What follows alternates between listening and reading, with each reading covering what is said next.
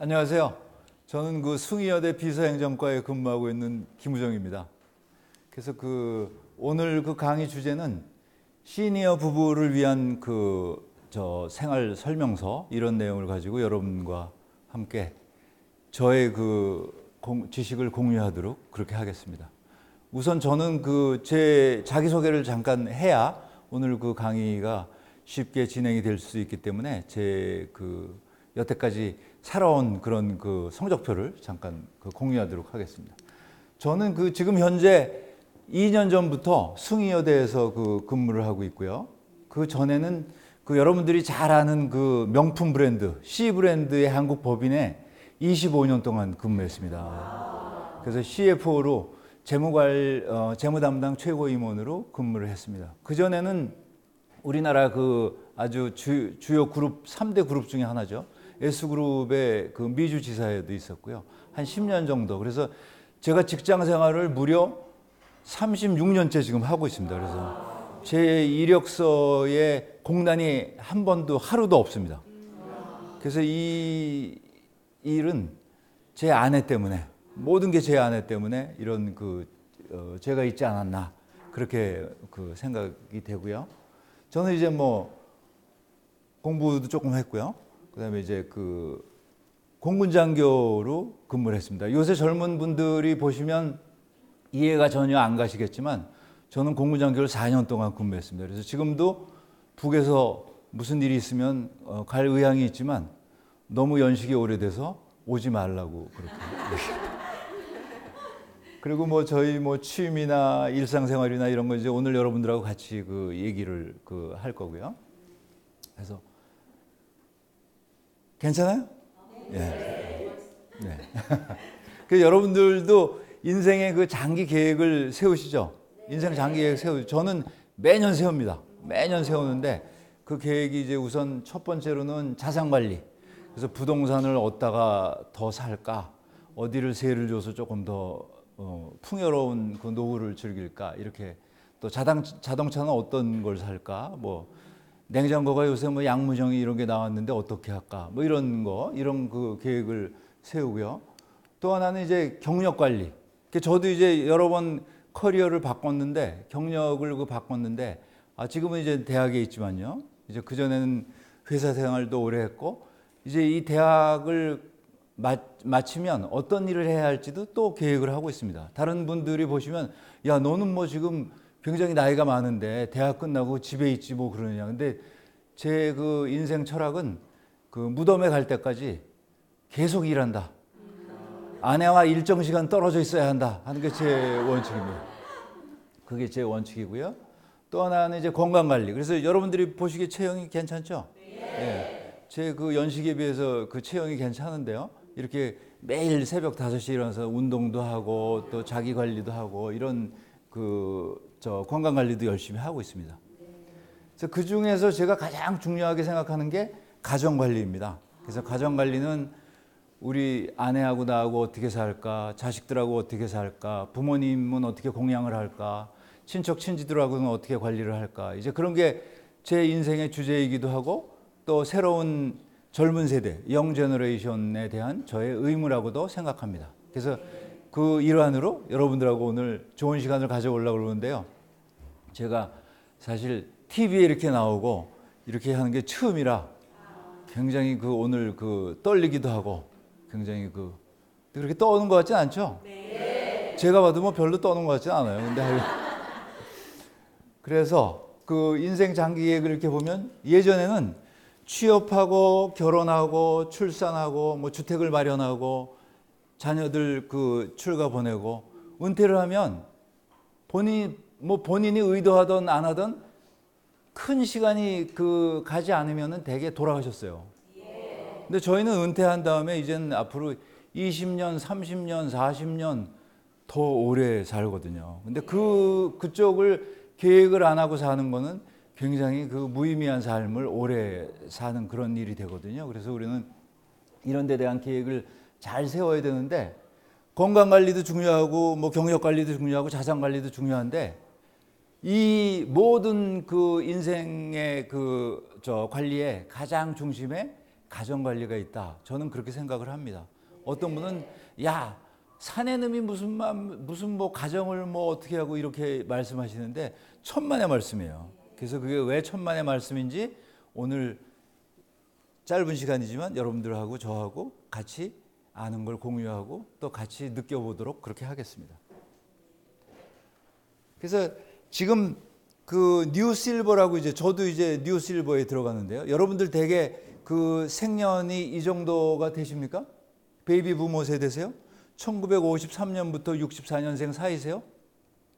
저는 굉장히 이쪽 안쪽에 있어요. 53년 쪽에 가깝게 있는데 하여간 여러분들도 그런 분들이 많이 계시리라고 생각하고요. 그분들의 특징이 예전에 실버하고는 달라요. 어떤 게 다를까요? 첫 번째로는 자녀가 부모보다 가난해질 수 있는 또 가난한 세대예요. 그래서 자식들이 부모한테 굉장히 자주 연락하고 굉장히 긴밀한 관계를 유지하려고 노력을 해요. 뭐 때문에? 예, 주기적인 돈 때문에 아니면 뭐 여러 가지 도움 때문에 양육 때문에 자녀 양육 때문에 하여간 부모가 계속 필요해요.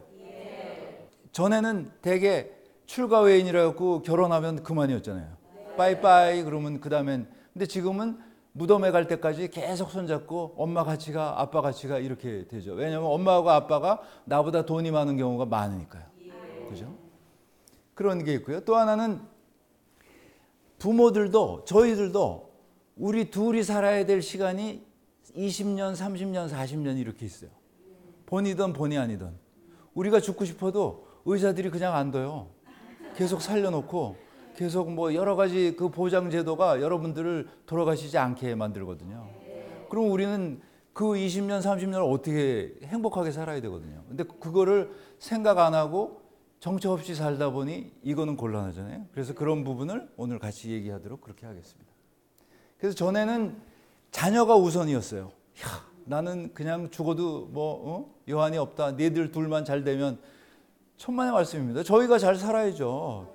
자식은 그 다음이에요. 그래서 저는 모든 생활에 우선순위가 아내가 제일 우선입니다.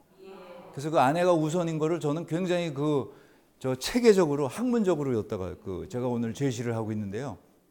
그게 어떤 내용인지 여러분들하고 같이 공유를 하도록 그렇게 하겠습니다. 그리고 또 하나의 뭐 특징이 있다 그러면 전에는 엄마나 아빠가 검소하고 소박했잖아요. 예? 그래서 엄마하고 아빠하고 이거 G.O.D 노래에도 있잖아요. 어머님은 짜장면을 좋아하셨어. 요새는 탕수육 팔보채까지도 좋아하세요. 짜장면은 너나 시켜 먹어라 이렇게 그죠? 완전히 세대가 바뀌었어요. 이제는 전체적인 패러다임이 바뀐 세대예요. 아빠들도 이렇게 슬림하고 이렇게 할 수 있잖아요. 예, 그러니까 다르잖아요. 예. 그래서 이런 그 인생을 앞으로 즐기려면 가장 큰 그 워딩 중에 하나가 중요한 그 일 중에 하나가 워크-라이프 밸런스라고 일하고 삶하고 균형을 맞춰요. 일하고 삶하고. 일에만 미쳐 있거나 또 이 노는 거에만 미쳐 있거나 그러면 곤란하죠. 서로 밸런싱을 해야죠. 그래서 그 영국의 아주 유명한 그 경영학의 그루입니다.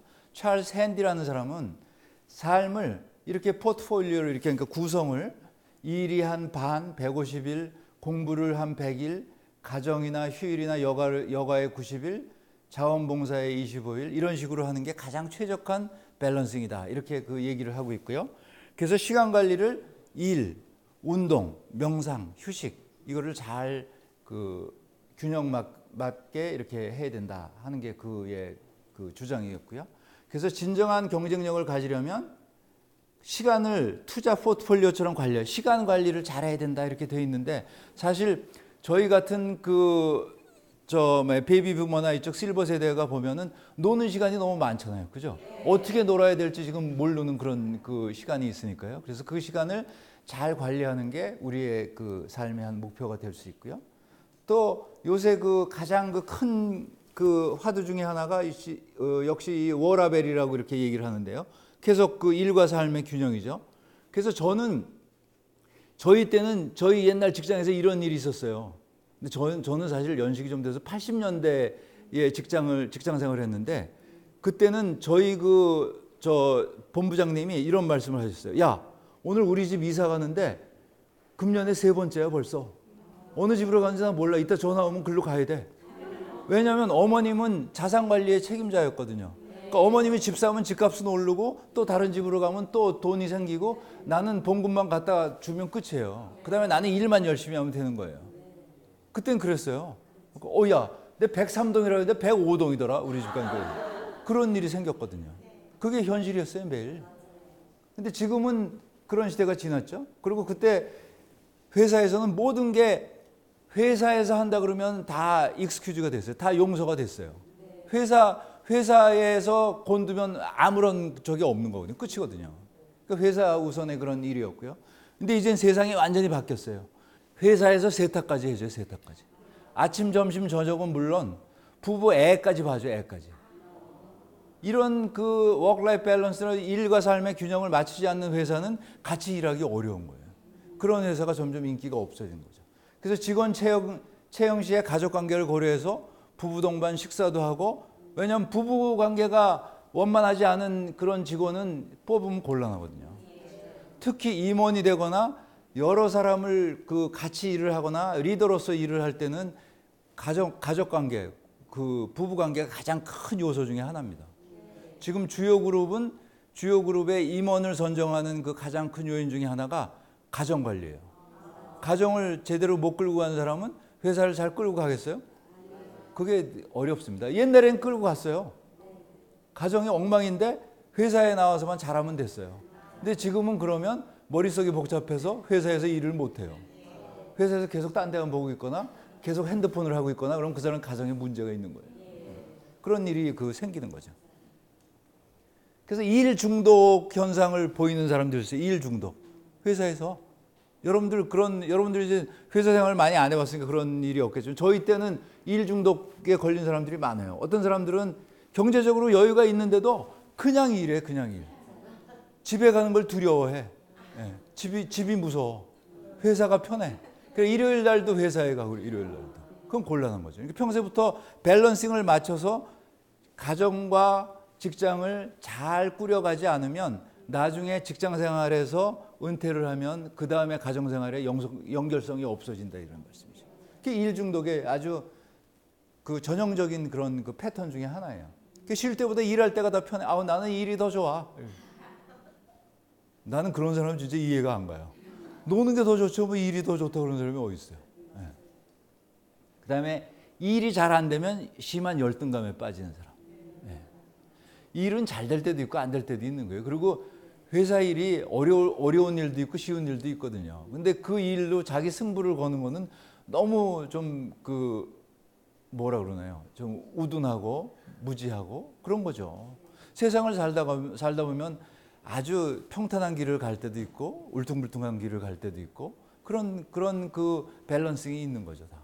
그래서 그런 그 균형이 필요하다고 생각하고요. 또 요새 이런 사람들이 있어요. 젊은 세대 중에 가족하고 외식하러 가서도 계속 이메일 하는 거예요. 습관이에요, 습관. 그러면 잘못하면 가정생활에서 탈락하는 일이 생겨요. 탈락하는 일. 그거는 진짜 굉장히 심각한 일이거든요. 그래서 그 심각한 일 중에 하나가 황혼이혼이에요. 황혼이혼이 뭐예요? 황혼이혼이 완전히 이런 거죠. 자녀들이 모두 출가하고 이제 진짜 둘만의 시간을 가지려는데 여보, 나 할 말이 있어. 얼굴을 정색을 하고 이렇게 계속 위부터 이렇게 쳐다보면 무슨 얘기가 나오겠어요? 우리 헤어져. 이런 얘기. 나이 60 넘어서. 네. 이건 진짜 큰 비극 중에 하나예요. 또 다른 비극은 뭐예요? 정년퇴직하고 이제 진짜 와이프랑 같이 좀 어떻게 잘 살려고 그러는데 여보, 그동안 수고했어요. 계속 혼자 사세요. 이렇게. 이게 황혼이혼의 위험이에요, 위험. 네.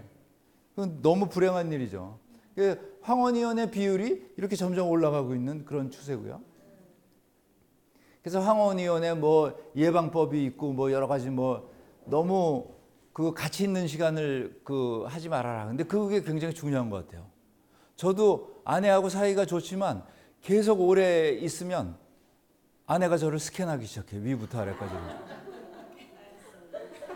지적사항이 56, 57, 155 뭐 이렇게 계속 지적사항이 나올 수밖에 없거든요. 그러니까 서로의 공간을 안 두면 아무리 금술이 좋아도 그게 좋을 수가 없거든요. 그러니까 서로 거리를 둬야 되는데 평소부터 연습을 해야 돼. 거리 두는 연습도 하고 또 서로 포옹할 수 있는 그 연습도 하고 이게 연습이 안 돼 있는 거예요. 연습이 필요해요. 근데 그냥 그때부터 갑자기 야 오늘 정년퇴직 손잡고 같이 가자. 갑자기 돌변해갖고 막 그냥 껴안고 야 뭐 오늘 어디 갈 거야 같이 가 그러면 부담스럽죠. 야 놔 이렇게 되는 거죠. 그래서 왜 가정관리가 이렇게 중요한가 하는 것부터 이제 그 저희가 말씀을 드릴 텐데요. 가정관리가 잘못되면 다른 저 모든 생활에 치명적인 영향을 줘요. 치명적인. 복구할 수 없는 영향이 생기거든요. 예를 들어서 가정이 그 잘못돼 갖고 뭐 이혼을 했다. 그러면 진짜 복구할 수 없는 그런 엄청난 피해를 줍니다. 이게 뭐 국가적으로는 핵이 무섭지만 이런 그 가정생활은 진짜 한번 깨지면 복구가 안 돼요. 복구가 접착제로 붙일 수가 없거든요. 그리고 경력 관리에 있어서도 이 가정 관리가 잘못되면 아주 큰 문제가 생깁니다. 그래서 저는 이제 뉴욕지사에 한 그 예전이죠. 뉴욕지사에 한 6년 정도 근무했는데 지사에 가면 부부가 대개 몇 가지 유형으로 나뉩니다. 어떤 부부는 부부간의 금슬이 굉장히 좋아져요. 왜냐하면 세상에 믿을 사람이 남편하고 아내밖에 없기 때문에. 근데 또 어떤 부부는 굉장히 사이가 안 좋아져요. 예. 둘만 있으니까 서로 그냥 지적사항이 많아지고 서로 뭐 스캔할 게 많아지고 그냥 이게 같이 있는 게 숨 막혀요. 완전히. 그러니까 이게 굉장히 중요한 요인 중에 하나예요. 그것 때문에 지사 생활을 그 중단하고 다시 들어오고 이런 일도 많이 생기고요. 또 저희 때는 기러기 아빠나 기러기 엄마들이 많았잖아요. 그래서 기러기 생활 때문에 가정이 그 어려워지고 그런 일이 굉장히 많았습니다. 그래서 가정 생활을 우리가 어떻게 해야 될지 같이 고민하고 같이 그 설계하는 게 굉장히 중요하고요. 오늘 시간은 사실 이게 교과서는 아니고요. 참고서죠. 뭐 제가 살아온 경험을 여러분들하고 공유하고 야 저런 놈도 있구나. 괜찮네. 아니면 웃기지 마. 나는 그렇게 안 살 거야. 할 수도 있고요. 그런 내용을 한번 같이 공유하도록 그렇게 하겠습니다. 그래서 이 뭐 가정 관리에 있어서 또 영향을 미치는 게 건강 관리가 치명적으로 가정 때문에 건강을 잃는 분도 굉장히 많거든요. 예, 진짜 그런 게 있습니다. 그래서 가정 관리의 요인이 옛날에는 이제 가정 관리가 이런 시대였어요. 이순신 시대였어요. 나를 따르라, 그죠? 아빠가 법이에요. 왜? 너 왜? 왜냐하면 아빠가 모든 걸 다 갖고 있으니까. 예? 아빠한테 뭐 괜히 반항하거나 그러면 안 되거든요. 근데 요새는 엄마도 돈도 벌고 이게 엄마가 힘이 세졌거든요. 예. 그래서 이제는 바뀌어야 된다 이거죠. 시대가 바뀌었어, 시대가. 그래서 우리 그 가정 관리의 패턴이 바뀌어야 되고요. 아까 뭐 이런 말씀을 드렸고. 그래서 아버지의 역할이 요새 한번 놀이터나 이런 데 한번 나가 보세요. 애들을 누가 데리고 와요? 아빠들이 다 데리고 와요, 아빠들이. 그리고 애들 안 데리고 오면 아빠가 굉장히 부러워요, 딴 사람이. 그죠? 요새는 육아의 담당은 아빠로 확실히 바뀐 것 같아요. 그래서 저는 굉장히 그 딸 가진 아빠로서 굉장히 고맙게 생각하고 또 앞으로도 그렇게 됐으면 좋겠다 하는. 그 이유에 대해서 제가 학문적인 또 그런 근거가 있어요, 여기. 왜 그 아빠들이 애를 봐야 되는지 그런 게 있는데 진짜 바람직한 현상이고 그렇게 더 했으면 좋겠어요. 그래서 옛날에 이제 옛날 아빠의 아까 그 말씀을 조금 더 드리면 옛날은 이제 아빠가 돈도 벌어오고요. 그리고 대개 서울을 갔다 오는 사람은 아빠거든요. 엄마나 뭐 저나 이런 사람들은 서울 갈 일이 별로 없었어요. 그래서 모든 정보가 아빠한테만 집중돼 있었어요. 그래서 야 미국의 저 초대 대통령이 누구야? 그럼 뭐 조지 워싱턴 그러면 아빠만 알고 딴 사람은 몰랐어요. 근데 요새는 아빠가 그렇게 얘기하면 검색해 보거든요. 아빠 틀렸네 이렇게 되는 거죠. 근데 아빠가 며칠씩 틀리고 그러면 그 다음부터는 아빠한테 신뢰가 깨지잖아요. 예. 그러니까 아빠가 옛날처럼 그런 권위나 그런 강압적인 리더십으로 끌고 가면 그 가정은 깨져요. 그래서 저는 그렇게 해요. 요새 학교에서도 그렇게 하지만 야 빨리 검색해봐라 이렇게 얘기하죠. 그러면 그 정답이 있으니까요. 그래서 가정관리의 이해관계자가 있어요. 가정관리의 이해관계자가 누굴까요? 가정관리의 이해관계자는 부모님이 있고요. 그죠? 그다음에 우리 부부 있고요. 그다음에 또 자식도 있고 친척 친지도 있고 이렇게 이해관계자들이 영어로는 우리가 스테이크홀더라고 그러죠. 이런 이해관계자들이 있어요. 근데 여러분들은 가장 우선순위가 누구한테 있어요? 부부한테 있는 사람. 가장 우선순위가 부부에 없어요? 부부한테 없어요? 그러면 부모님한테 있어요? 우선순위가. 가정관리의 우선순위. 손 들어보세요. 괜찮아요. 지금 뭐 예. 누구한테? 부부? 부모?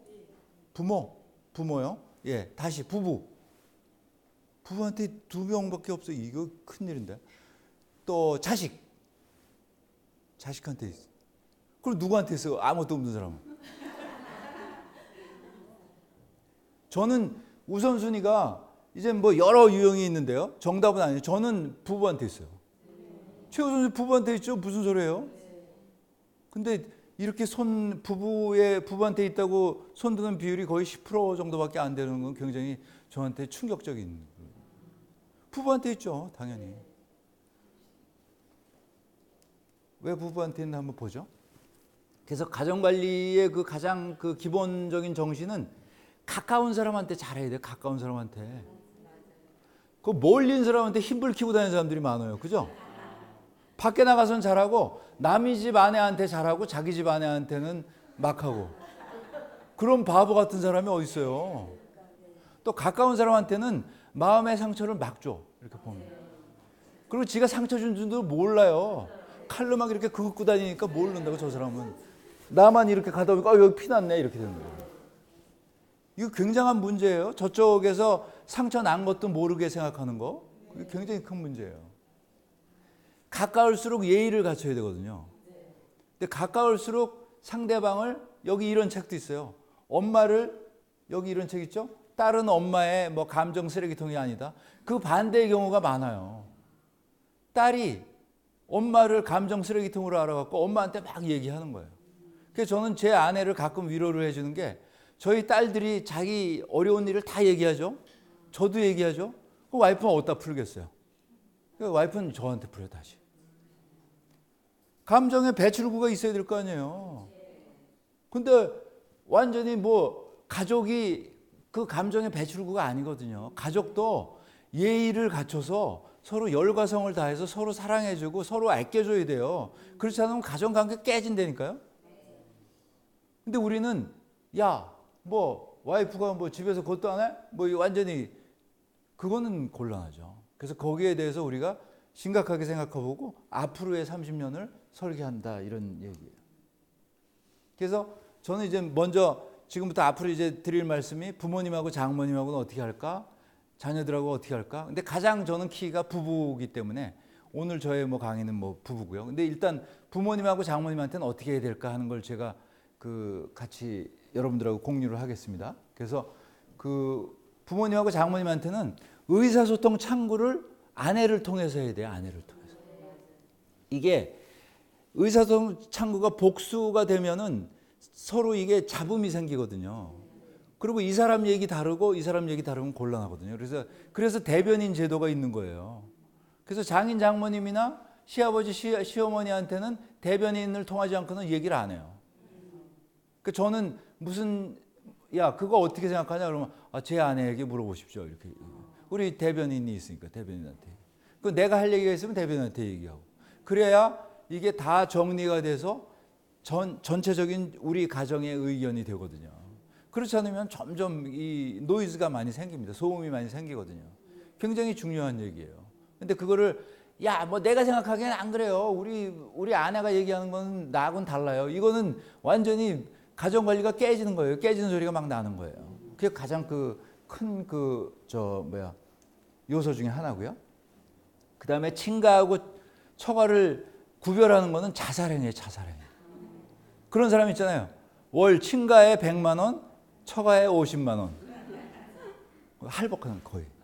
이건 곤란한 거죠. 그거는 얘기가 안 돼요. 똑같이고 처가 우선이에요. 처가 우선. 저는 처가가 우선이에요. 처가를 먼저 하면 제 아내가 이상한 사람이 아니면 친가에 충분히 합니다. 그렇게 해. 근데 그 머리가 나빠. 친가에 먼저 해. 그러면 얼마나 기분 나쁘겠어요. 입장을 바꿔서 그 마음이 아픈 거는 리카바가 안 되는 거, 복구가 안 돼요. 연고 발라도 안 돼요, 그거는. 그러니까 그걸 생각을 잘 해야 된다, 이거죠, 우리가. 그걸 생각해야 돼요. 그래서 친가하고 처가는 차별하지 말고 처가 우선이다. 이렇게 생각하면 큰 문제가 없다, 이거죠. 그다음에 한 달에 한 번 정도는 식사를 같이 하는 게 굉장히 중요해요.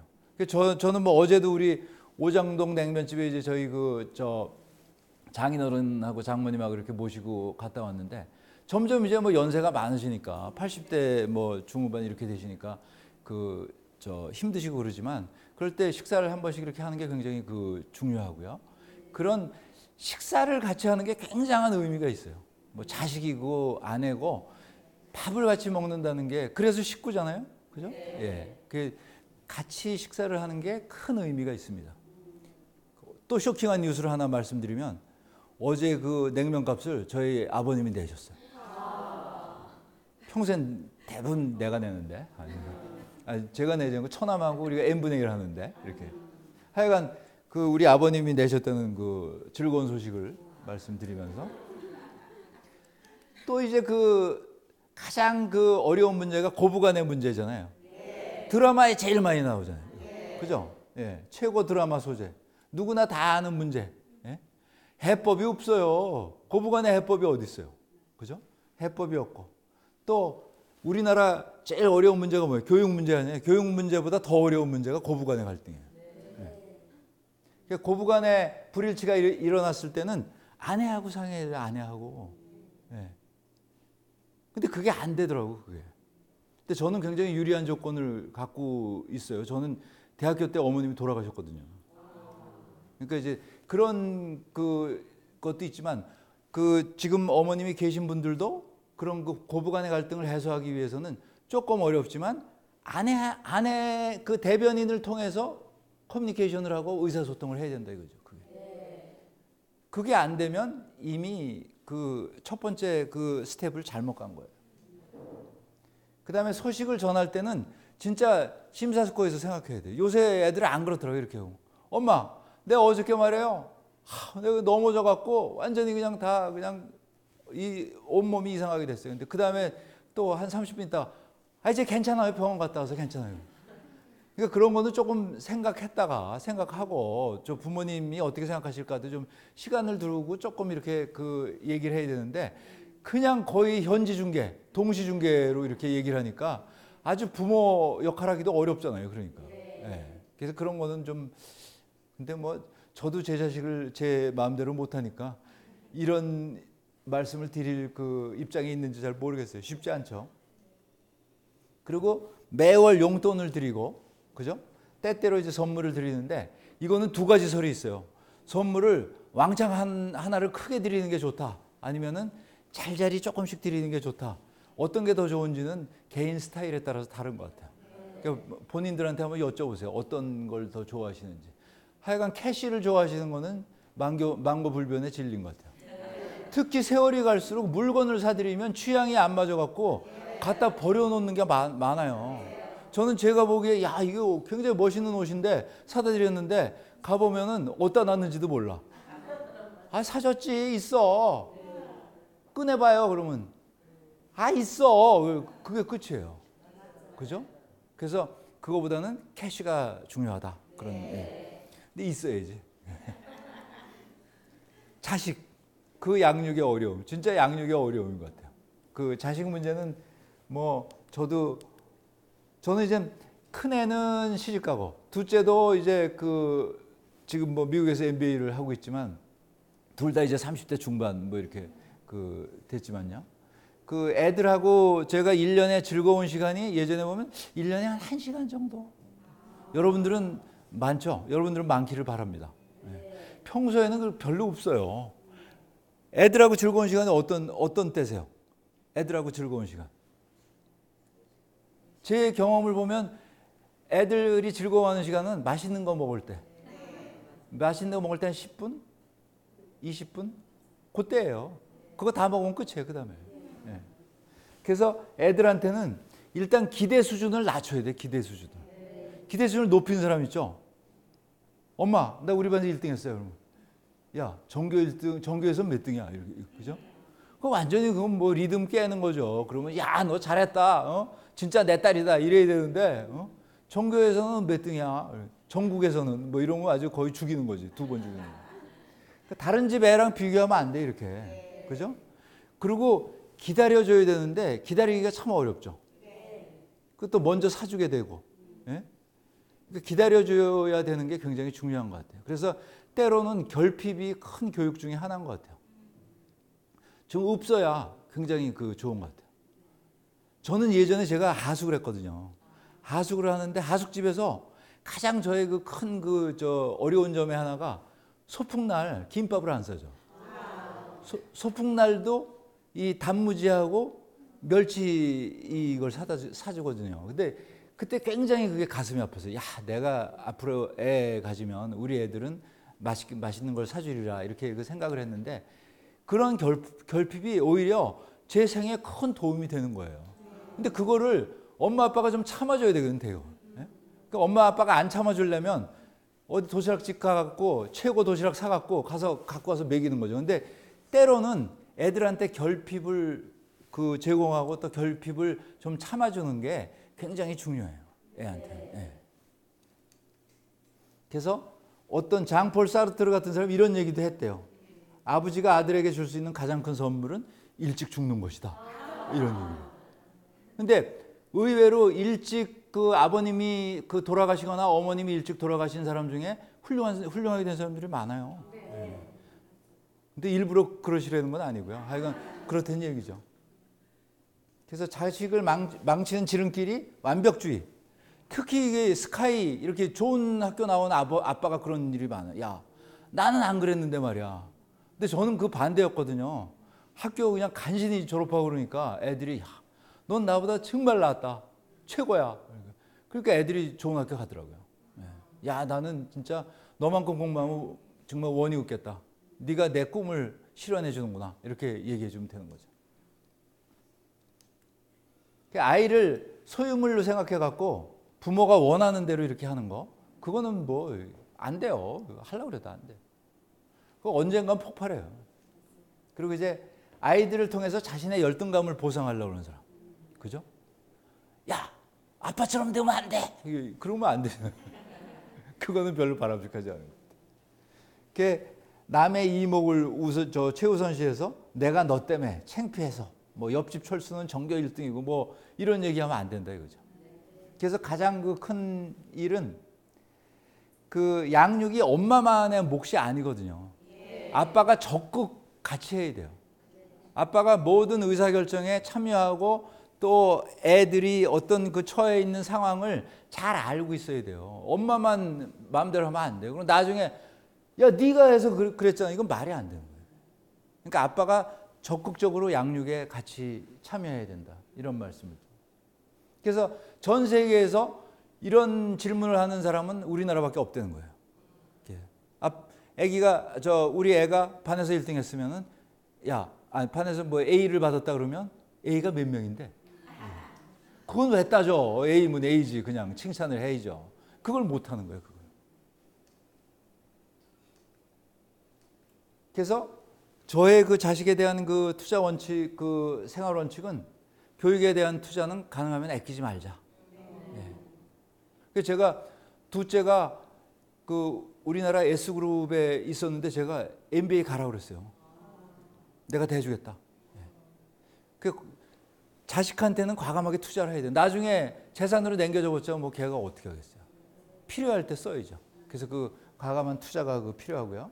그 다음에 형제 자매 간에 서로 편애하거나 특히 첫째, 둘째 편애하는 사람이 있어요. 나는 첫째가 좋아. 그건 자사랑이에요. 그거 다 큰 사람이 그런 소리를 해. 네? 나는 둘째가 너무 귀여워. 나는 막내가 최고야. 막내가 나를 꼭 빼닮았어. 뭐. 그거는 별로 바람직한 매력적인 대답이 아니에요. 둘을 똑같이 진짜 정당하게 이렇게 대해줘야 돼요. 굉장히 중요한 요소 중에 하나예요.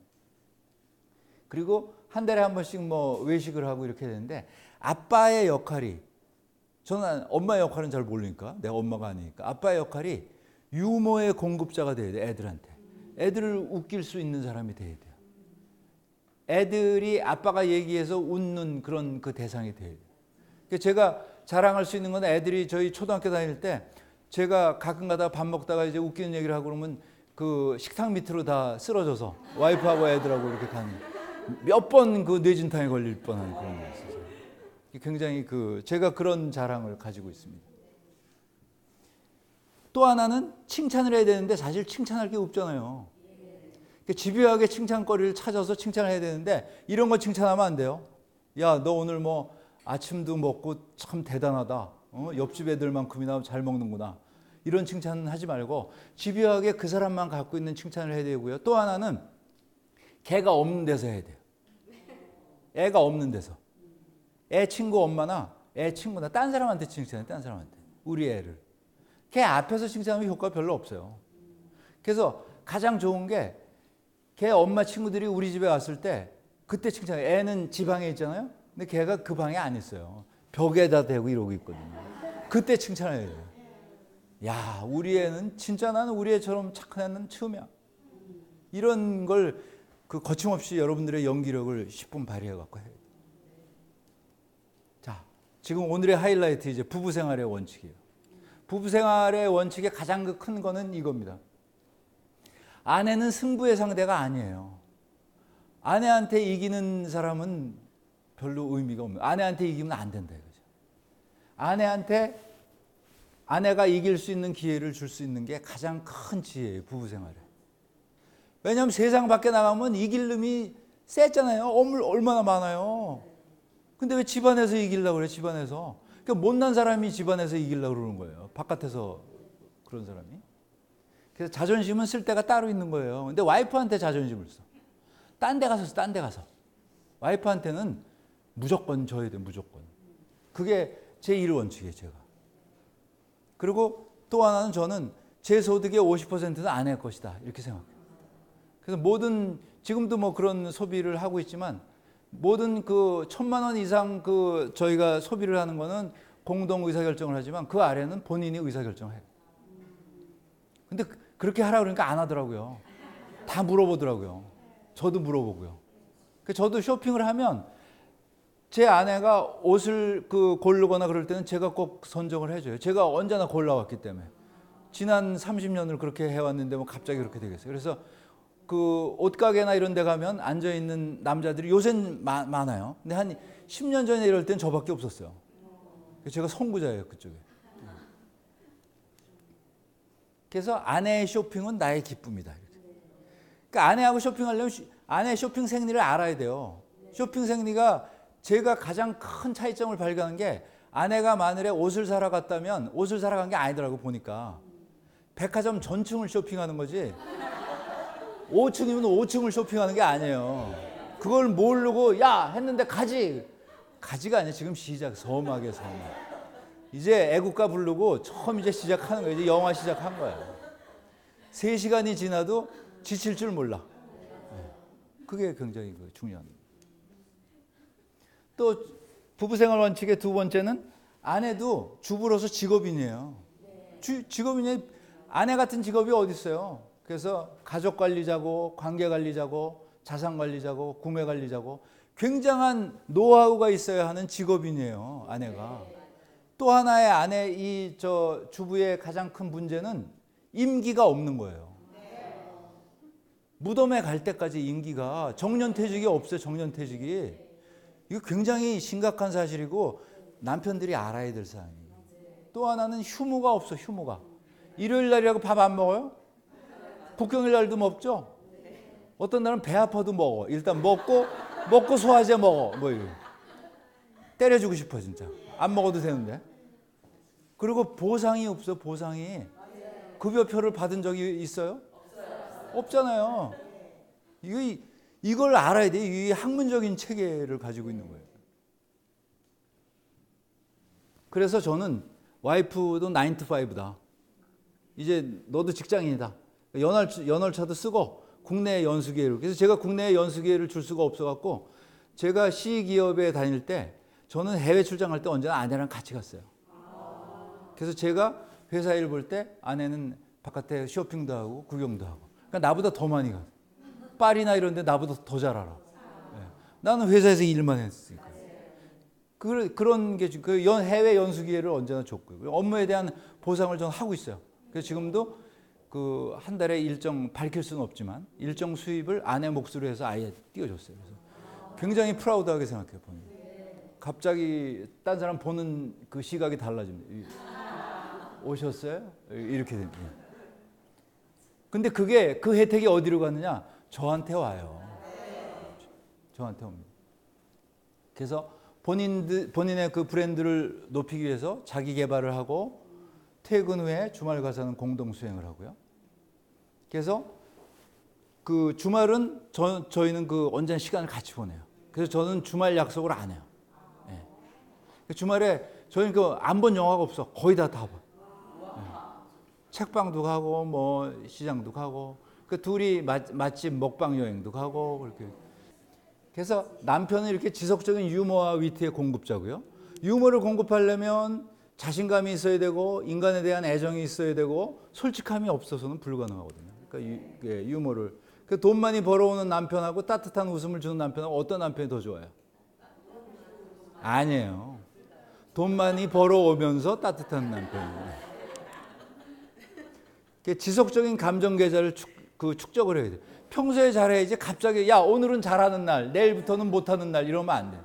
평소에 잘해 평소에. 그리고 가슴으로부터 진심으로 잘해야 돼. 진심으로. 아내에게 조건을 걸면 안 돼. 왜 아내한테 조건을 걸어? 야 요번에 그거 하면은 말이야 내가 옷 사줄게.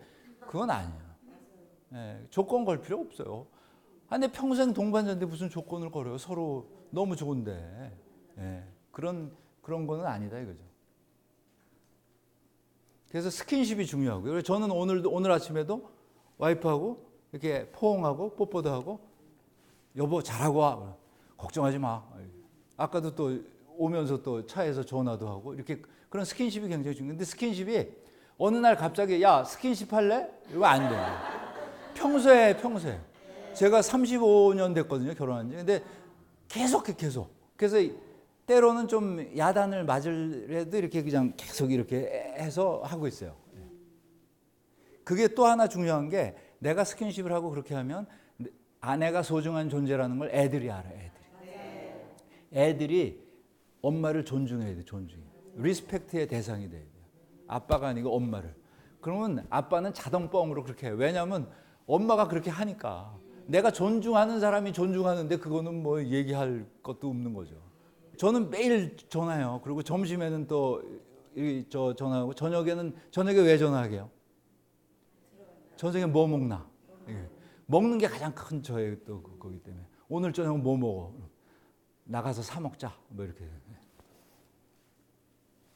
그래서 커뮤니케이션의 요소가 이렇고요. 제가 이런 사진을 보는데 우리나라 남자들이 워낙 이런 남자가 아니에요. 이게 미국 국무성의 기록 보관소에 있는 그런 사진인데요. 아내가 소경이에요. 눈이 안 보이시는 분인데 지게에 이렇게 업고 6.25 때 피난 간 거예요. 피난. 우리는 이런 남편이에요. 이런 남자들의 후예예요. 근데 갑자기 어디서 이상한 걸 배워갖고 이상한 짓을 하고 있어요. 아내를 굉장히 극진히 사랑하던 사람들이거든요. 예, 그런 거예요. 그래서 나의 그 부부생활 원칙 완결편은 이거예요. 아내 말이 무조건 옳다. 이게 제 그 완결편입니다. 부록으로 혹시 의문이 있으면 아내에게 다시 물어본다. 이게 완결편이에요. 오늘 이게 남편들이 더 많아야 되는데 하여간 이게 굉장히 중요해요. 아내한테 물어보는 거예요. 왜냐하면 이게 가끔 혼선이 있을 때가 있어요. 어떤 때는 굉장히 칭찬했는데 뭐 때문에 칭찬했는지 모를 때가 있거든요. 그럴 때 아내한테 물어. 지금 뭐냐 이렇게. 그래서 가장 중요한 거는 우리 남편들이 변해야 되겠다. 그리고 모든 게 우리가 부부 중심으로 우리 가정 생활을 이끌어 나가야 되겠다. 아내에 대한 진정한 사랑, 그죠? 그리고 아내에 대한 거의 저는 그렇게 얘기해요. 아내를 거의 종교처럼 생각해라. 아내에 대한 그런 사랑을 가지고 우리가 노력을 하면 제가 보기에 우리가 지금 한 3만 불 정도 국민소득이 돼 있잖아요. 그게 5만 불이나 6만 불 가기 쉬워요. 우리가 각 가정이 이런 시너지를 내면은 엄청난 국가적으로 그 효과가 있거든요. 그래서 여러분들께서 오늘 저의 그 첫 TV 강의를 경청해 주셔서 너무 그 감사를 드리고, 어떻게 감사를 표해야 될지 모르겠지만 하여간 무지무지하게 감사드리고 감사합니다. 제 강의를 마치겠습니다. 감사합니다.